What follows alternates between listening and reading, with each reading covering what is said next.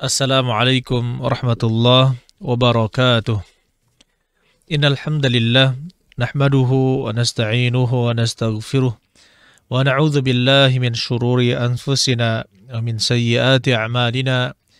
May yahdihillahu fala mudilla lahu wa may yudlil fala hadiyalah. Asyhadu an la ilaha illallah wa asyhadu anna Muhammadan abduhu wa rasuluh. Allahumma salli ala nabiyyina Muhammad wa ala ali Muhammad kama sallaita ala Ibrahim wa ala ali Ibrahim innaka Hamidum Majid. Ya ayyuhalladzina amanu taqullaha haqqa tuqatih wa la tamutunna illa wa antum muslimun. Ya ayyuhalladzina amanu taqullaha wa qulu qawlan sadida yuslih lakum a'malakum wa yaghfir lakum dhunubakum wa may yuti'illaha wa rasulahu faqad faza fawzan 'azima. Wa ba'd. Ayyuhal ikhwan rahimani wa rahimakumullah. Saudara-saudari sekalian, pendengar Radio Roja Darussalam Palembang, yang mudah-mudahan kita semua dirahmati oleh Allah Subhanahu wa taala. Alhamdulillah Allah Subhanahu wa taala mengumpulkan kita di majelis ilmu. Saya katakan majelis ilmu walaupun jarak kita berjauhan. Saya berada di Pondok Pesantren Darul Quran wal Hadith Oku Timur, yaitu tepatnya di kota Martapura. Dan sedangkan saudara-saudara sekalian yang mendengarkan melewat radio berada di kota Palembang dan sekitarnya. Begitu pula saudara-saudara sekalian yang mungkin menyimak melalui streaming Facebook ataupun YouTube. Mudah-mudahan Allah Subhanahu wa taala memberikan kita keberkahan pada umur dan juga harta kita. Pada hari ini insyaallah kita lanjutkan kajian kita membahas hadis yang ke-13 dari kitab Arba'una Haditsan fit Tarbiyati wal Manhaj. 40 hadis yang berkaitan dengan pendidikan dan juga manhaj. Dan kita memasuki hadis yang ke-13. Kita bahas hadis ini pada pertemuan yang lalu. Ya, hadis yang diriwayatkan oleh Sahih Imam Al-Bukhari dan Muslim.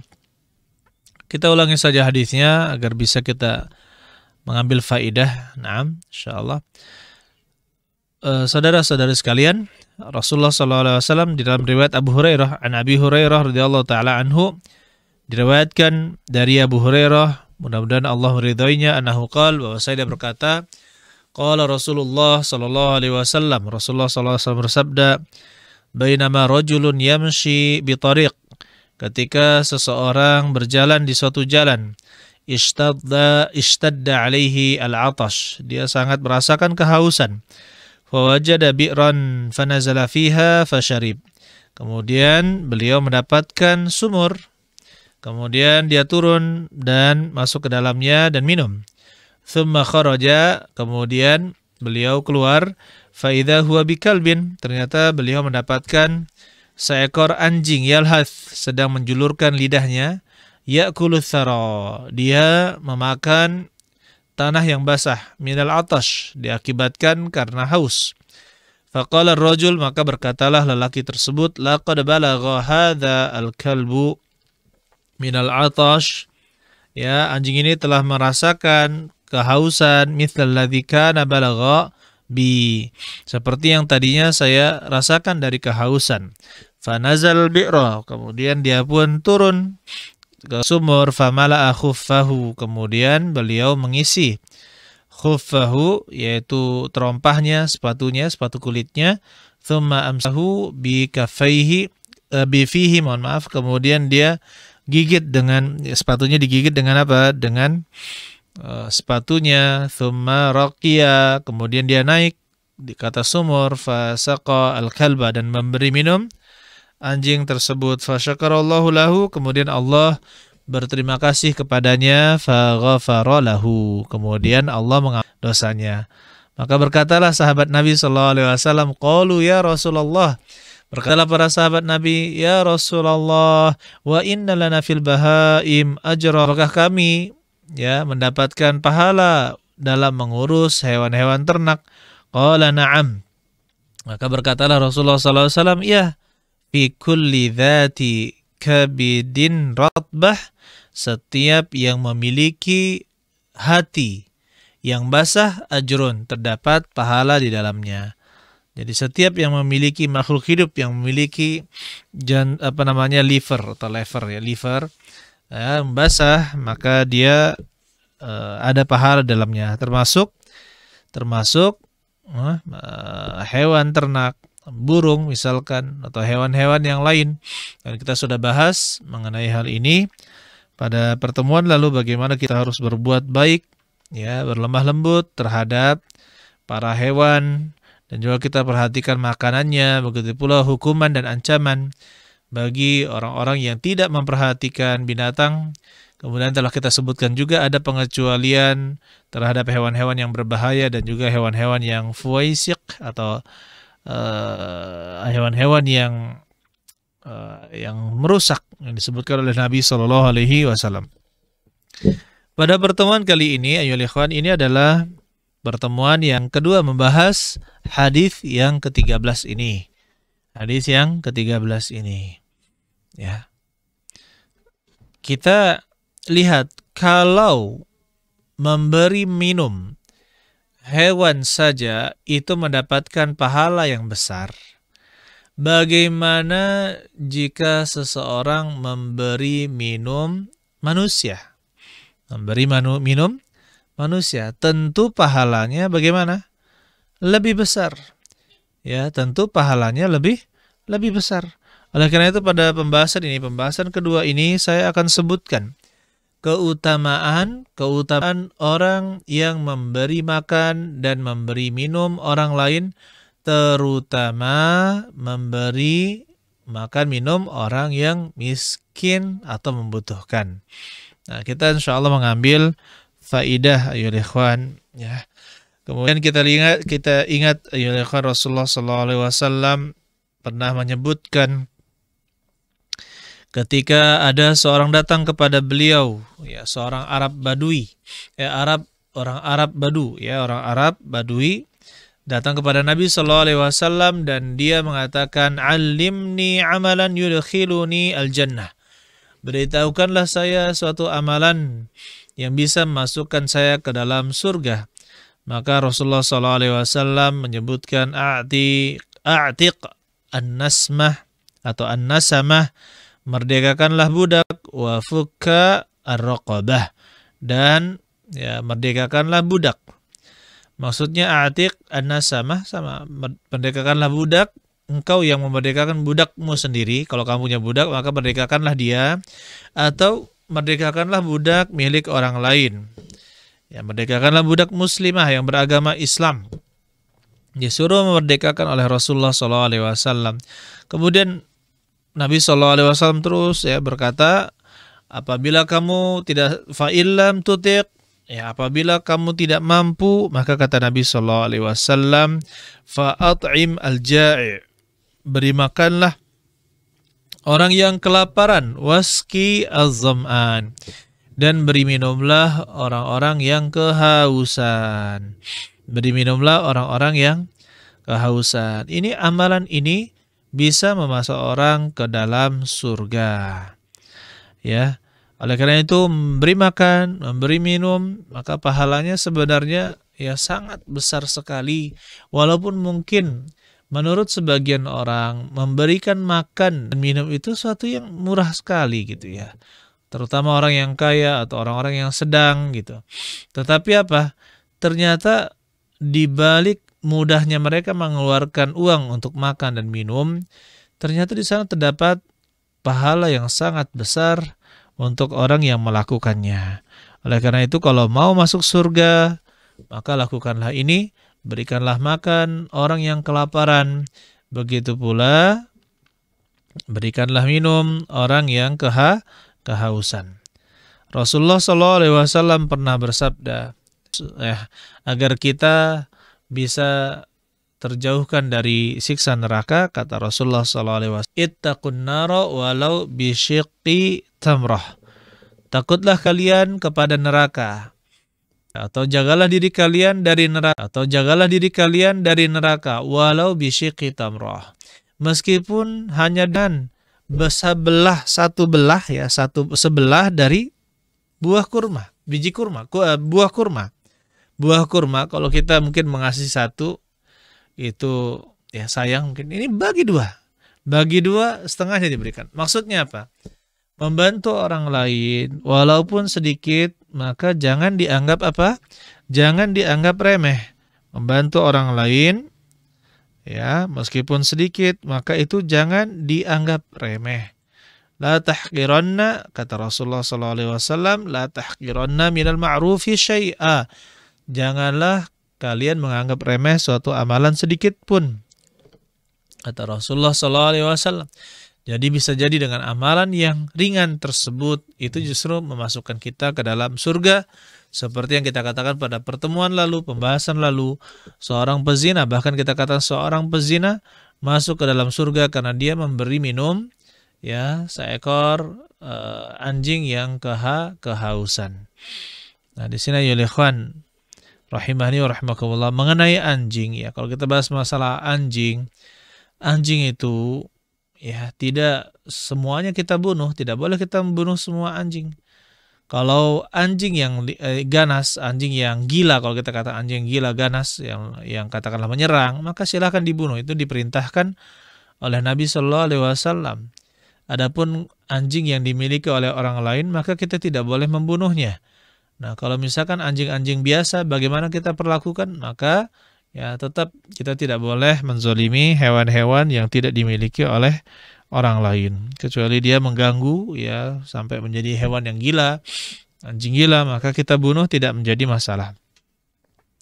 Saudara-saudara sekalian yang mudah-mudahan kita dirahmati oleh Allah Subhanahu wa taala. Rasulullah SAW pernah ditanya, ayyul islami khairun? Islam manakah yang paling baik? Maka kata Rasulullah SAW, tut'imut ta'ama, engkau memberi makan, wa taqra'us salama 'ala man 'araf, engkau mengucapkan salam kepada orang yang engkau kenal dan orang yang tidak engkau kenal. Jadi orang yang mengamalkan Islam dengan baik adalah orang yang memberikan makan kepada orang lain, begitu pula menebarkan salam kepada orang yang dikenal maupun tidak dikenal olehnya. Oleh karena itu saudara-saudara sekalian, kita biasakan ini. Ya, di dalam memberikan makan terdapat pengorbanan harta. Kemudian ya di dalam menyebarkan salam terdapat kepada orang yang dikenal dan tidak dikenal, terdapat kita katakan terdapat perlawanan terhadap sifat sombong seorang manusia.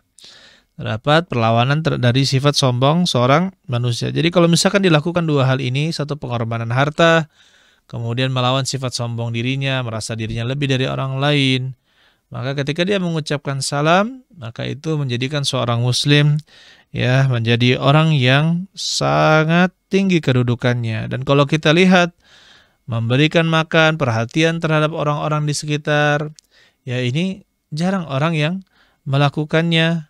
Kalaupun ada, maka tidaklah banyak orang memikirkan dirinya sendiri. Begitu pula apalagi seperti menebarkan salam, maka akan terlihat aneh di zaman sekarang ini mengucapkan salam kepada orang yang tidak dikenal, ini suatu yang terlihat aneh. Kemudian saudara-saudari sekalian yang mudah-mudahan kita dirahmati oleh Allah Subhanahu wa taala, pendengar Roja Darussalam Palembang, begitu pula pemirsa Kunci Kebaikan TV dimanapun Anda berada. Nabi Shallallahu Alaihi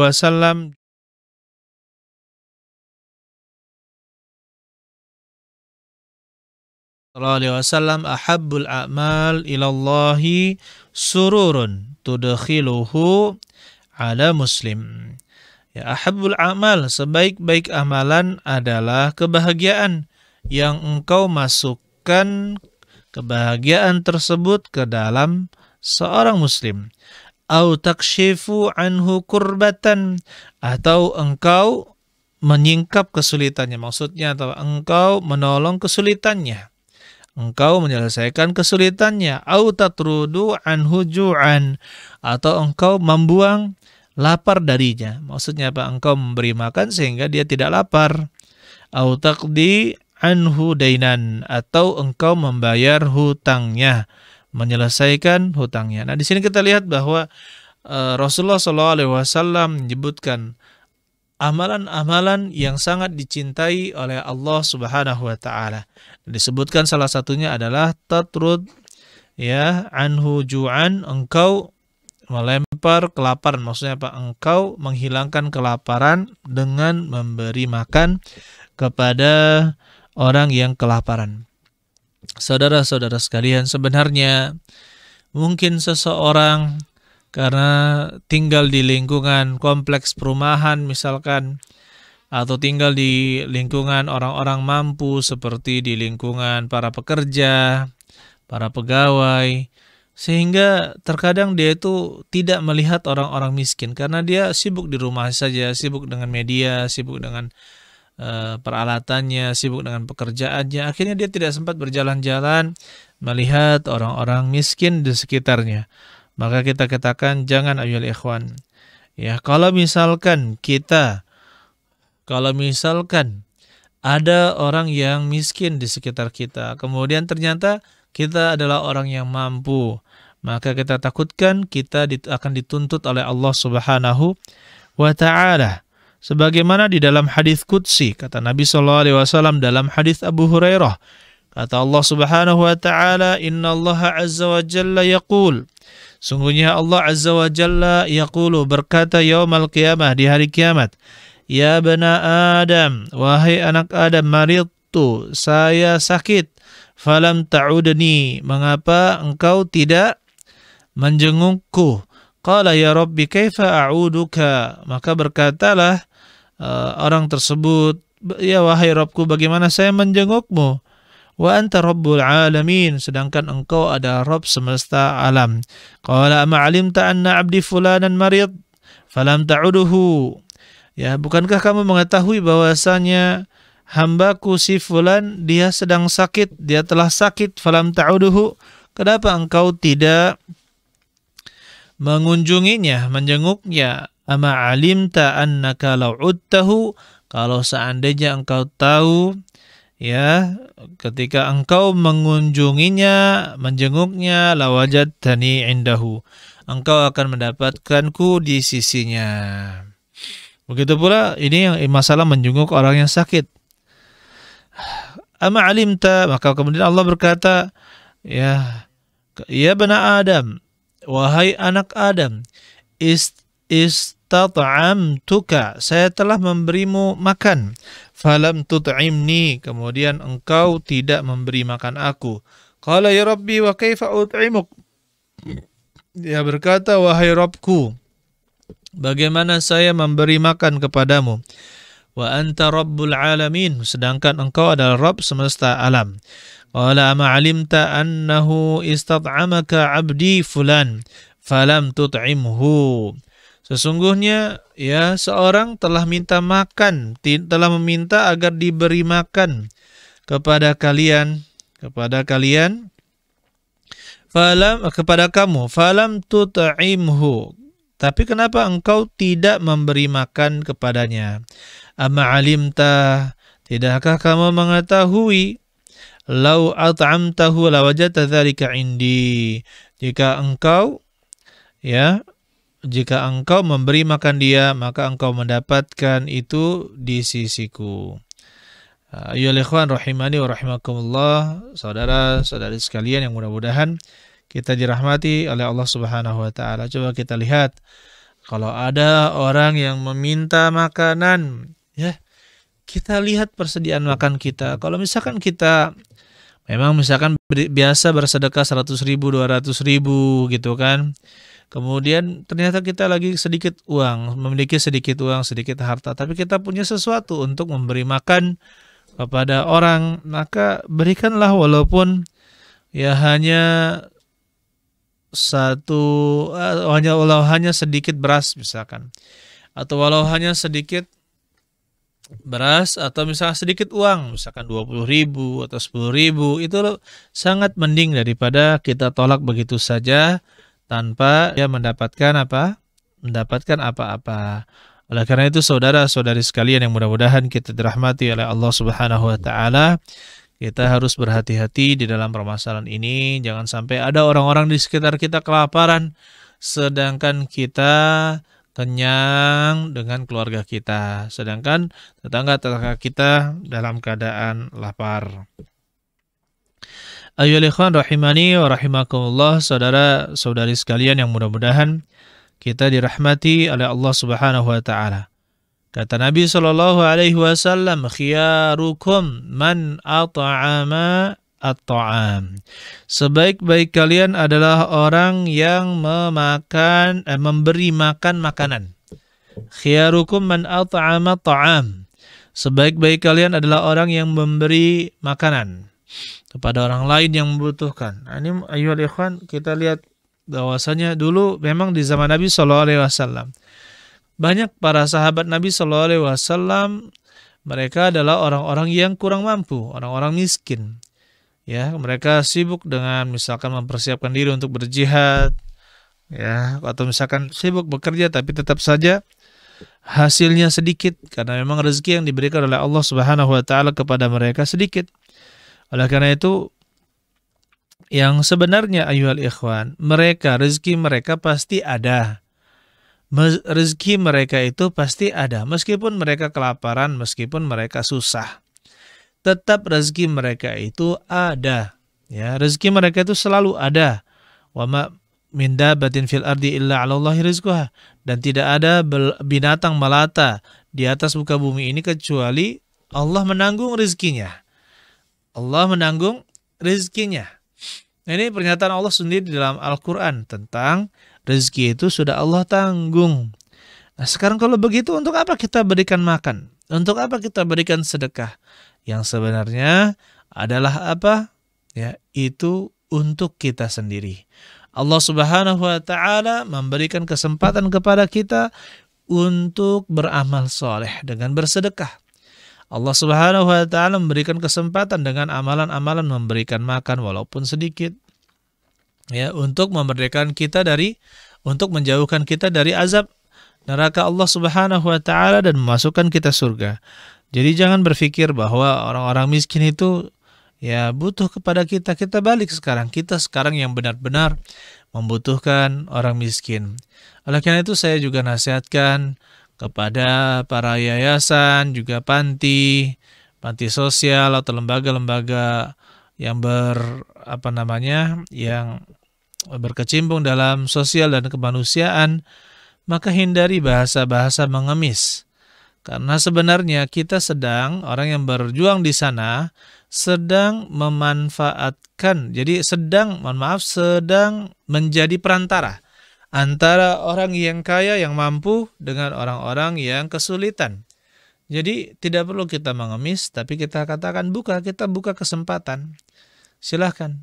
Ada perbedaan di sini ayyuhal ikhwan antara orang yang meminta dengan orang yang membuka kesempatan. Kalau misalkan dia meminta, maka kalau tidak diberi pasti kecewa. Tapi kalau misalkan kita silakan yang mau bergabung, silakan yang mau berwakaf, silakan yang mau memberi makan, silakan. Ya, kalaupun tidak antum misalkan kalian tidak bersedekah, maka orang lain yang akan bersedekah. Kan enggak usah dibawa repot seperti itu.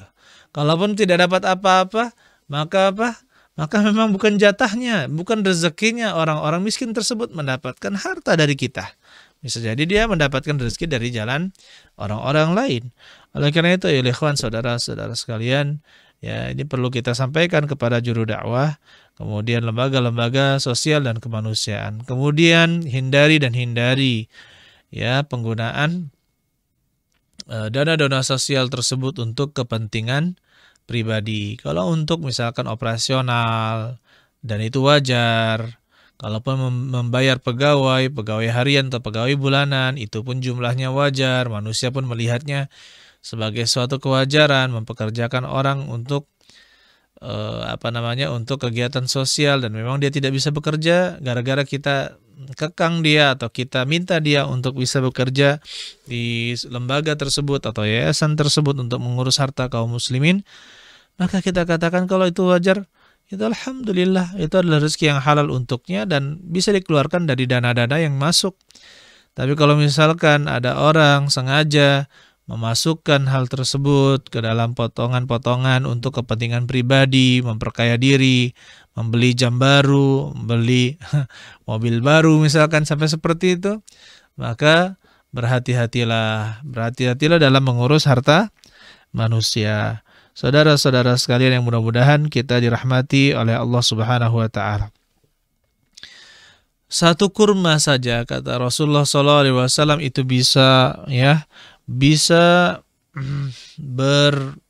berkembang yang sangat banyak sekali. Kata Rasulullah SAW, Innallaha la yurabbi li ahadikum at-tamrata wal luqmata kama yurabbi ahadukum faluwahu aw fasilahu hatta yakuna mithla Uhud. Sesungguhnya Allah akan memelihara sedekah satu kurma atau sedekah satu suap seorang di antara kalian sebagaimana Allah memelihara memelihara anak onta berarti anak onta yang kecil, hatta yakun mithla Uhud, sampai dia menjadi banyak memenuhi gunung Uhud.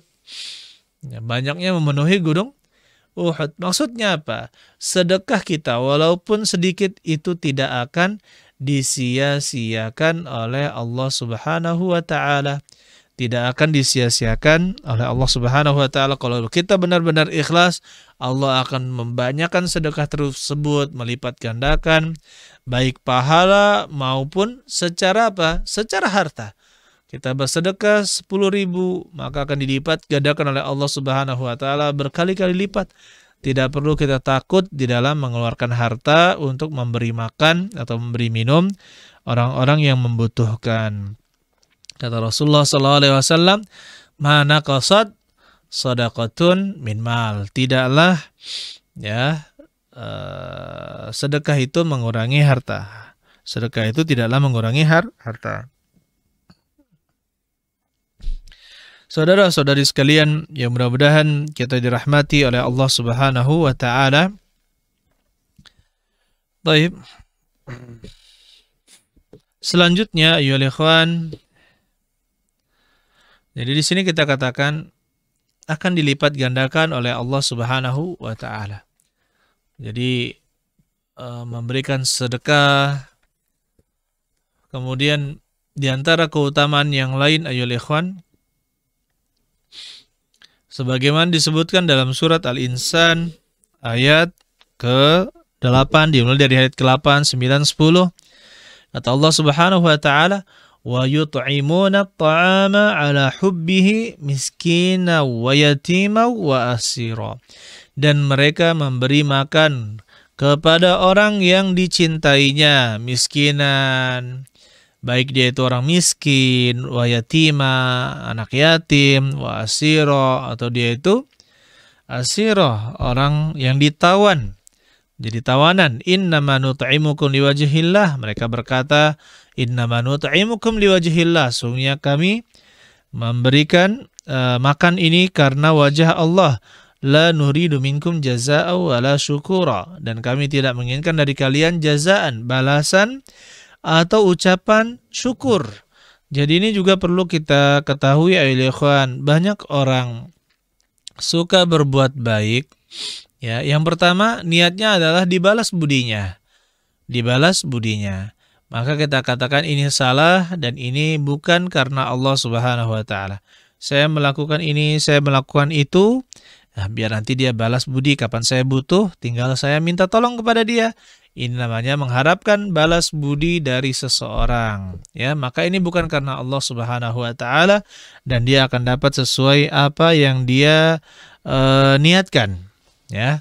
Kalau niatnya hanya untuk dapat balas budi, dia akan mendapatkannya tapi tidak akan mendapatkannya di akhirat. Kemudian ayyuhal ikhwan rahimani wa rahimakumullah, yang kedua, atau misalkan dia tidak mengharapkan balas budi, tapi dia mengharapkan agar orang mengucapkan terima kasih, syukron, ya terima kasih banyak. Dia senang dengan ucapan-ucapan terima kasih manusia walaupun tidak ingin balas budi dari orang-orang tersebut. Maka kita katakan ini juga bukan karena Allah Subhanahu wa taala masih mengharapkan ucapan terima kasih dari manusia. Ya, kalau orang yang benar-benar ikhlas hanya karena Allah Subhanahu wa taala, maka dia bersedekah hanya mengharapkan wajah Allah Subhanahu wa taala. Jadi, ya, dia hanya mengharapkan bantuan dari Allah, mengharapkan pertolongan Allah dari Allah, mengharapkan balasan dari Allah Subhanahu wa taala. Saudara-saudari sekalian yang mudah-mudahan kita dirahmati oleh Allah Subhanahu wa taala, sambil saya lanjutkan materi, ya, silahkan bagi saudara pendengar atau pemirsa yang ingin bertanya, maka bisa bertanya di nomor 0812 84 88 7088 0812 84 88 7088. Silahkan mengajukan pertanyaan melalui SMS saja, ya, melalui SMS ke nomor tersebut. Saya lanjutkan dulu materinya. Insya Allah ada pertanyaan yang sudah masuk, tapi nanti saja kita jawab. Taib. Kemudian ayyuhal ikhwan rahimani wa rahimakumullah. Nah, di sini terdapat sebuah hadis dari Nabi Shallallahu Alaihi Wasallam yang tadinya saya meragukan hadis ini karena ketika dilihat memang sebagian jalurnya itu lemah gitu kan. Tetapi kita katakan ketika digabungkan jalannya maka alhamdulillah dia menjadi hadis yang hasan li ghairihi, menjadi hadis yang hasan. Kata Rasulullah Shallallahu Alaihi Wasallam dalam hadis Abu Hurairah, laisa sadaqatun a'zama ajran, ya, tidak ada sedekah yang lebih besar pahalanya minma, dari sedekah air. Subhanallah. Tidak ada, ya, yang lebih besar pahalanya daripada sedekah air. Nah, ini menunjukkan air. Ya, memang kalau kita katakan kalau misalkan ada, kita bisa, ya, ikhwan, ya, membuat sumur gitu kan, atau kita membantu menyalurkan air minum, air bersih kepada orang-orang, maka ini termasuk sedekah yang sangat utama. Terutama di daerah-daerah yang perbukitan tapi dia bukan jalur air. Atau ya termasuk juga gunung-gunung yang dia bukan jalur air. Jadi tidak semua gunung itu mengandung, atau tidak semua bukit di bawahnya ada air, ya. Karena kalau dia bukan jalurnya, bukan tanahnya yang bisa menahan air sehingga membentuk aliran sungai batu, ya, di bawahnya, maka dia tidak akan bisa menahan air dengan baik. Air itu hanya sekedar mengalir di bagian atasnya. Jadi kalau misalkan musim kemarau, ya, kalau sudah musim kemarau maka dia habis airnya. Kalaupun pakai sumur bor, maka itu tidak bisa mengalir. Saya pernah mendapatkan suatu pondok pesantren, subhanallah, dia sudah membor 7 atau 14 kali, lupa saya antara itu airnya tidak keluar sumur bor, ya, padahal sudah pakai sumur bor. Akhirnya kemarin saya baru bertanya lagi bagaimana masalah air di sana. Alhamdulillah katanya sudah beres gitu kan, dia langsung dibantu oleh pemerintah langsung, tapi ya dananya juga sangat besar karena sangat dalam, sumur yang digalinya sangat dalam. Saudara-saudara sekalian yang mudah-mudahan kita dirahmati oleh Allah Subhanahu wa taala. Jadi kalau mau bersedekah, bersedekahlah air.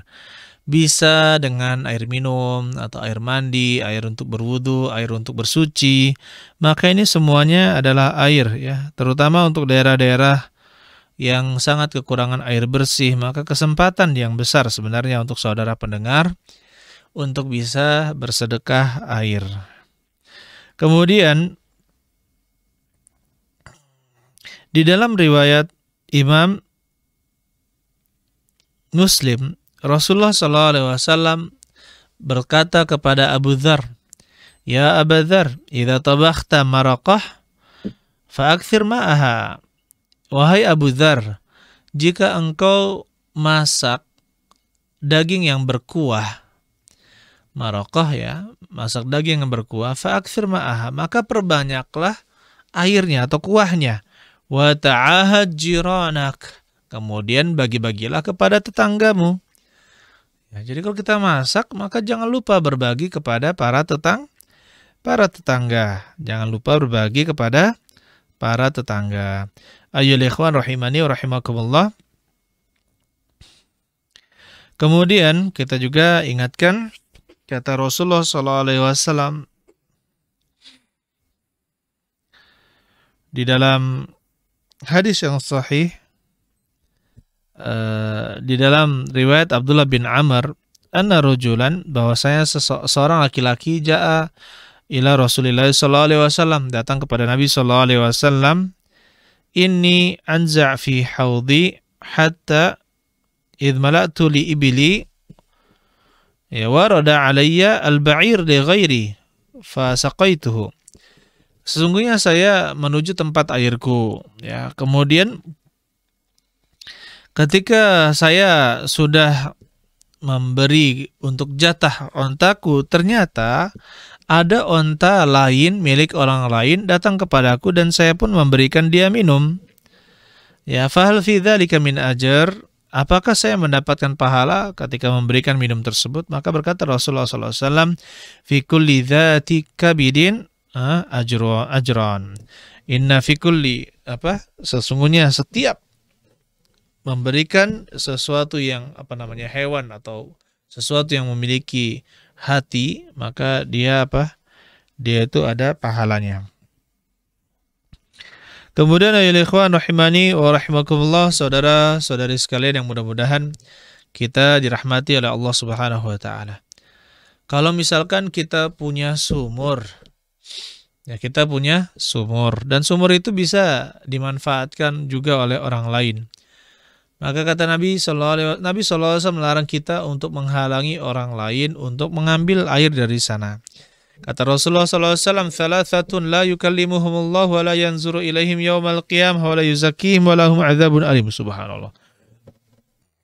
3 orang, kata Rasulullah SAW, la yukallimuhumullah, Allah tidak akan berbicara kepada mereka, wa la yanzuru ilaihim, dan tidak pula melihat kepada mereka, yaumal qiyamati, di hari kiamat, wa la yuzakkihim, dan juga tidak memberikan tidak mensucikan mereka, walahum adzabun alim, dan untuk mereka azab yang pedih. Subhanallah, banyak sekali hukuman untuk orang ini. Orang yang pertama, dan ini yang pembahasan kita, rajulun ala fadli ma, seorang yang memiliki kelebihan air, yamna'uhu ibnas sabil, tetapi dia menghalangi orang yang sedang bersafar, ya, untuk mengambil air darinya, dari sumur tersebut. Dia sudah punya sumur. Di sana tempat lalu lalang orang yang bersafar. Kemudian ada orang mampir, tapi dilarang untuk mengambil air. Maka fayaqulullahu lahu yaumal qiyamah, maka berkatalah Allah pada hari kiamat, al yauma amna'uka fadli, pada hari ini saya menghalangi karuniaku kepadamu. Ya, pada hari ini saya menghalangi karuniaku kepadamu. Kama mana'ta fadla ma lam ta'mal yadak, sebagaimana engkau menghalangi sesuatu yang engkau tidak usahakan dengan kedua tanganmu. Jadi kan sumur itu memang ada sumur, ada lubang.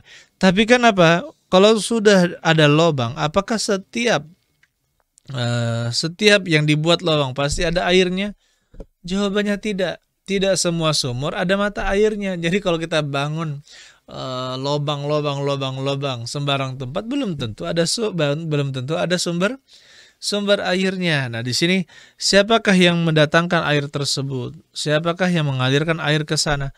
Maka jawabannya Allah Subhanahu wa ta'ala. Bahkan yang tadinya ada mata air, karena Allah Subhanahu wa ta'ala halangi dia mengalir ke sana, maka terhalangilah masuk ke dalam sumur tersebut. Saudara-saudara sekalian yang mudah-mudahan kita dirahmati oleh Allah Subhanahu wa ta'ala, ada seorang wanita, ada seseorang bertanya kepada Rasulullah SAW, Ya Rasulullah, inna ummi matat. Sungguhnya ibuku telah wafat. Afa atasaddaqu anha, apakah saya boleh bersedekah atas nama dia? Qala na'am. Maka berkatalah Nabi sallallahu alaihi wasallam, ya. Qultu fa ayyu sadaqati afdal. Maka saya berkata, sedekah apakah yang paling utama? Maka kata Nabi sallallahu alaihi wasallam, saqyu alma atau suqyul ma. Saqyul ma yaitu menumpahkan air, atau misalkan mengalirkan air atau menumpahkan air ke tempat orang lain agar orang lain memakainya. Begitu pula mungkin ada di antara kita yang sakit atau keluarganya sakit, mungkin bisa dicoba dengan cara bersedekah air. Sebagaimana terjadi di zaman Abdullah bin Al-Mubarak.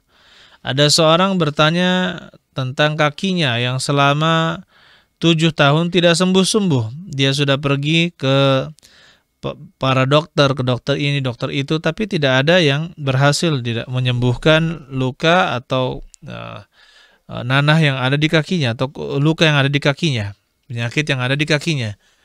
Maka kata Abdullah bin Mubarak, idhab, pergilah kamu, fahfir, galilah bi'ran, galilah sebuah sumur, fi makan, di suatu tempat, yahtajun nas fihi ilal ma', yang manusia sangat mengharapkan ada air di sana. Fa ini arju an yanba'hunaka ainun, saya berharap di sana ada mata airnya. Wa yumsik anka ad-dam, kemudian Allah menahan darahmu. Akhirnya apa? Fa fa'ala ar-rajul, orang tersebut pun melakukan saran dari Abdullah bin Al-Mubarak. Kemudian apa yang terjadi? Fa bara, atau kemudian dia pun sembuh. Alhamdulillah biidznillah taala, dengan izin Allah taala. Jadi di sini setelah Allah Subhanahu wa taala mengizinkan, maka Allah Subhanahu wa taala sembuhkan penyakit orang tersebut. Sembuhkan penyakit orang tersebut. Oleh karena itu ya ikhwan, kalau kita punya sumur atau punya air, jangan kita halangi orang lain untuk mengambil di sana. Kemudian juga tidak boleh kita menjual air, itu tidak boleh. Menjual air di sumur itu tidak boleh. Yang boleh kita jual adalah yang sudah kita usahakan. Baik kita alirkan melalui pipa, atau misalkan kita taruh di wadah atau di tetmon, atau telah kita wadahi, yang jelas telah kita wadahi, maka teman kita jual itu boleh. Tapi kalau misalkan ini ada sumur, ada orang mau mengambil air, padahal dia nimba sendiri, ngambil sendiri, maka itu tidak boleh dilarang. Kemudian saudara-saudara sekalian, ada sebuah hadis yang diperselisihkan oleh para ulama tentang kesahihannya. Jalan-jalannya saya lihat atau jalan sebagian besar saya lihat lemah. Sebagian ulama ada yang mengatakan hasan li ghairihi, seperti Syekh Albani. Yaitu hadis yang diriwayatkan oleh sahabat Anas bin Malik. Kata Rasulullah SAW, sab'un tajri lil abdi ba'da mautihi, ada 7 amalan yang dia terus mengalir kepada seorang hamba setelah dia meninggal.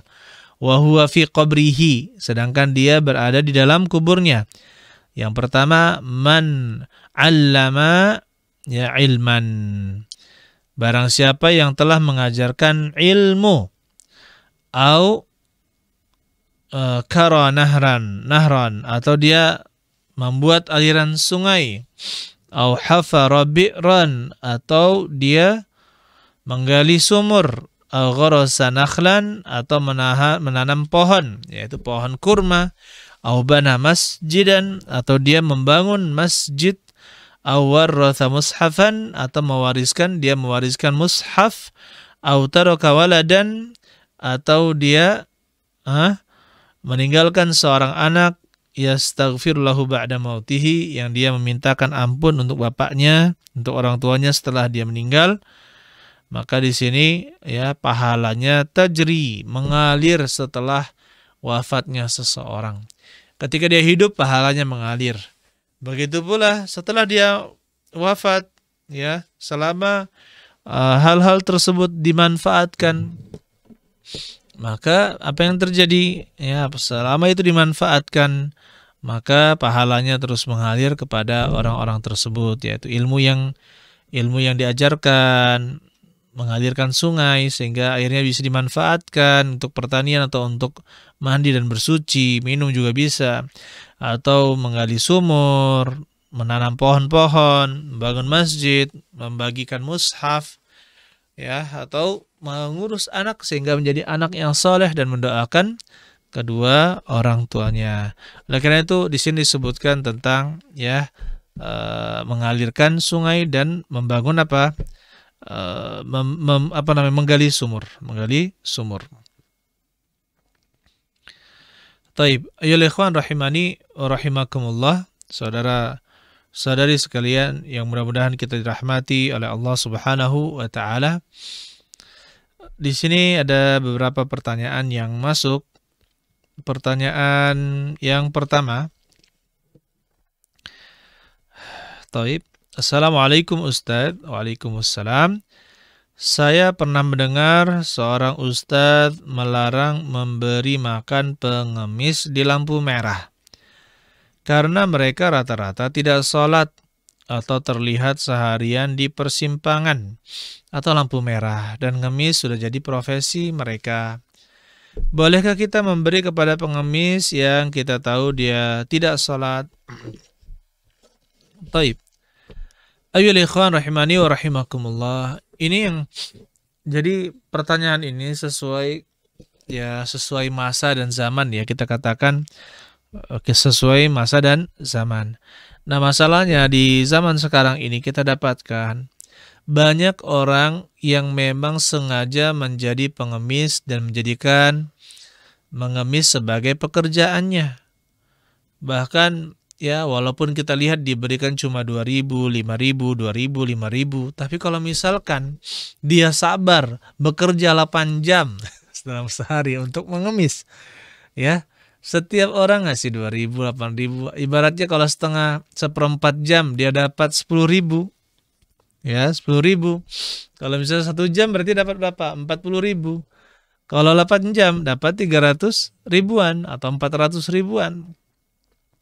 400.000, ya, kalau dikalikan 30, kalau dia rutin 30 hari bekerja sebagai pengemis bisa 12 juta, mengalahkan para pegawai, bahkan pegawai negeri pun kalah, gitu kan, dari gaji pengemis yang diberikan oleh masyarakat. Dan kita katakan, ayo ikhwan, mengemis itu bukanlah pekerjaan yang mulia, Oleh karena itu apabila ada seorang ustadz melarang untuk memberikan kepada pengemis, maka benar kita katakan untuk kejadian di suatu daerah yang mana pengemis dijadikan sebagai profesi sehingga dia tidak mau bekerja tapi menjadikan pokoknya tiap hari mengemis, maka jangan kasihkan.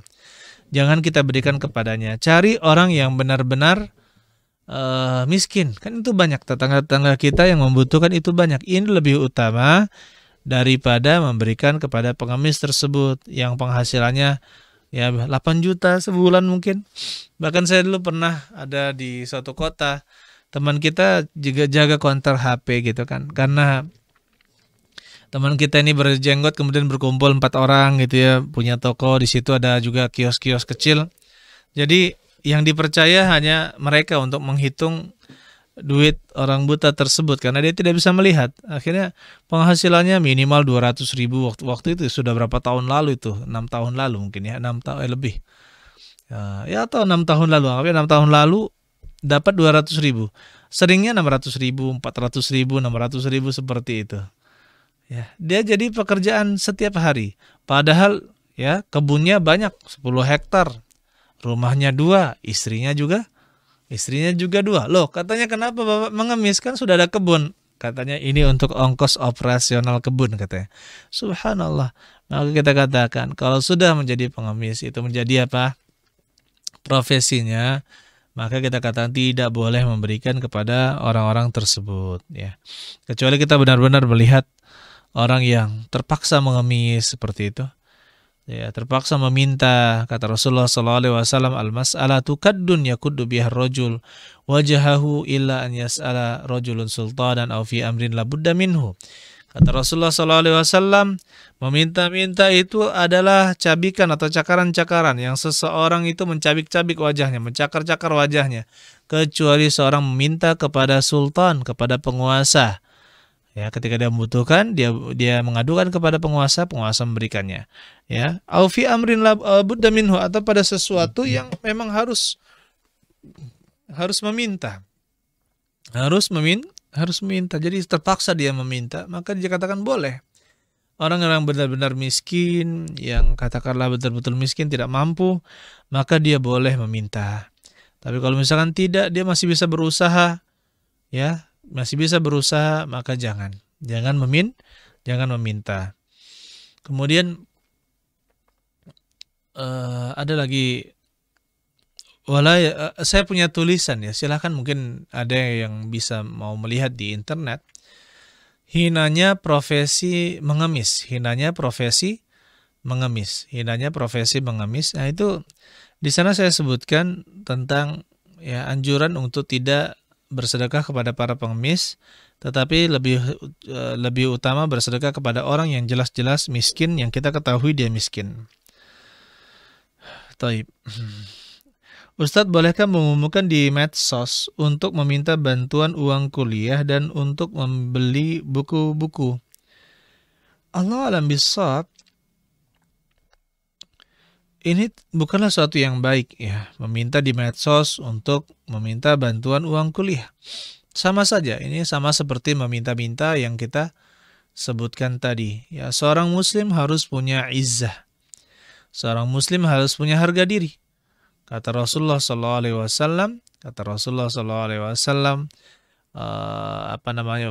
fa inna syarafal mu'min qiyamuhu bil-lail. Sesungguhnya kemuliaan seorang muslim terletak pada salat malamnya, wa izzuhu, dan harga dirinya terletak pada apa? Istighna'uhu 'anin nas. Dia tidak bergantung, tidak meminta-minta kepada manusia. Jadi seperti ini, kalau misalkan yang pertama, kuliah itu bukan suatu yang wajib. Kuliah bukan suatu yang wajib. Jadi dia sebenarnya ini menghinakan diri. Kalau ingin menjadi mahasiswa yang benar-benar mahasiswa, maka tidak menjadi masalah sambil belajar. Kan belajar hanya berapa SKS, 18, 22 atau 24, itu sudah sangat banyak. Kan masih banyak waktu kosong untuk berusaha, untuk bekerja sebagaimana dilakukan oleh kawan-kawan kita terdahulu. Dia sambil kuliah dia juga mengajar komputer, sambil kuliah dia juga jualan kerupuk, sambil kuliah dia jualan es, sambil kuliah dia jualan, saya ingat ada keripik gitu ya, untuk menghidupi dirinya. Ya, orang tuanya bahkan tidak menafkahinya, tapi dia berusaha sekuat mungkin agar bisa berjualan dan terus berjualan agar bisa membiayai kuliahnya. Kemudian soal yang nomor 3 dari hamba Allah di Palembang. Orang tua saya cukup mampu, sedangkan istri dan anak rumah pun masih menumpang di rumah mereka. Apakah saya tetap harus memberi gaji saya pada orang tua, atau lebih baik saya simpan untuk kebutuhan keluarga saya? Baik. Orang tua saya cukup mampu, sedangkan saya, istri dan anak, ya, rumah pun masih menumpang di rumah mereka. Yang pertama, saya nasihatkan ya, seperti saudara yang seperti ini, yang istri masih dan juga keluarga masih berada di satu rumah, satu atap dengan orang tua, maka saya katakan sebaiknya pisahkanlah rumah saudara dengan rumah orang tua.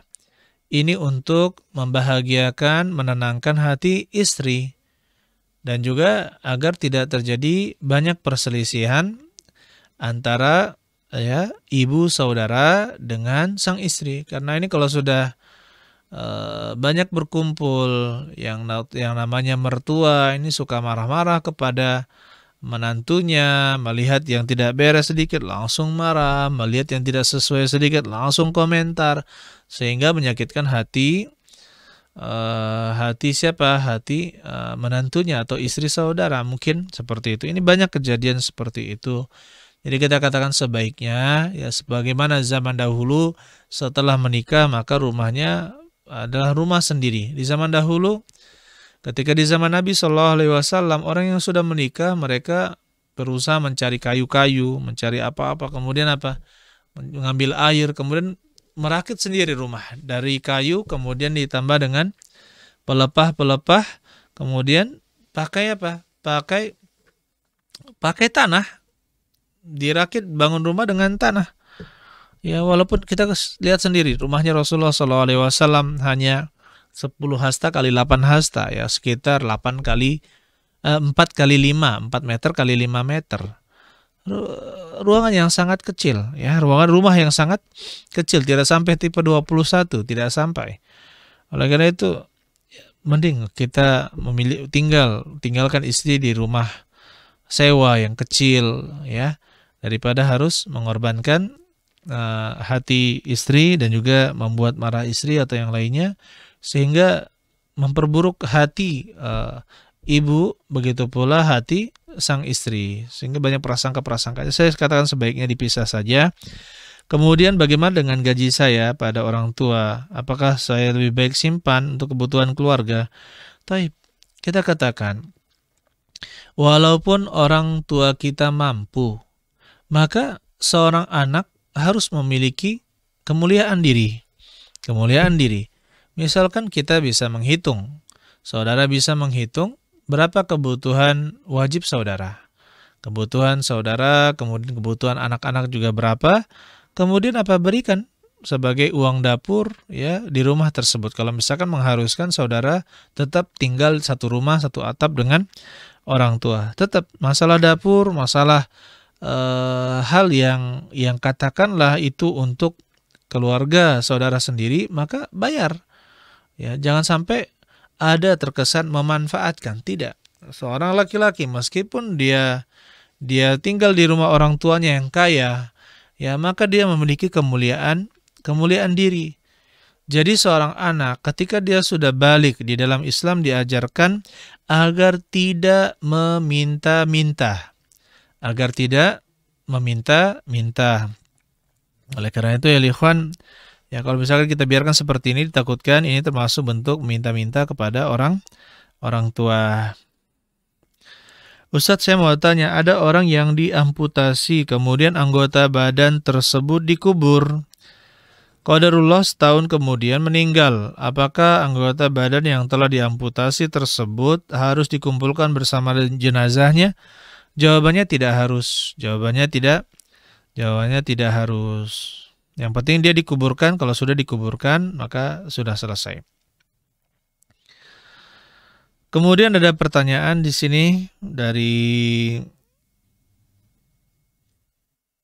di sini ada 2 pertanyaan ya. Assalamualaikum Ustadz. Waalaikumsalam. Apakah boleh seorang wanita yang sudah bersuami bekerja mencari nafkah seperti wanita bekerja jadi pegawai di suatu dinas atau lembaga yang di tempat itu bergabung antara wanita dengan lelaki, sedangkan suaminya sehat-sehat saja, sedangkan di surat Al-Ahzab ayat 33 seorang perempuan itu harus di rumah? Jawabannya iya.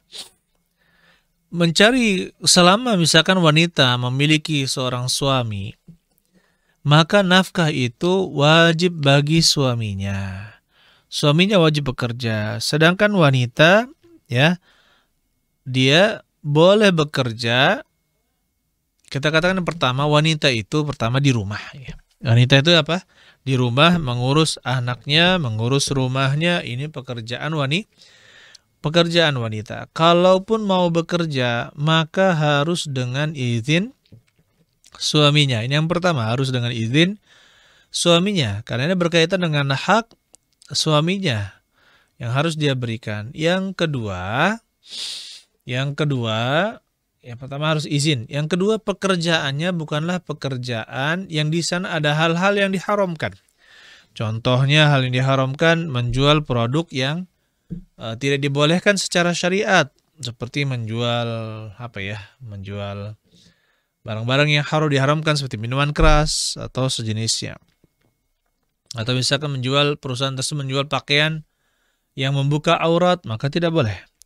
Atau perusahaan atau lembaga yang bekerja dalam bidang yang ada ribanya di sana, atau misalkan ada ghorornya, ada hal-hal yang diharamkan seperti campur baur, maka tidak boleh. Tidak boleh wanita bekerja di tempat yang ada campur baurnya di dalamnya.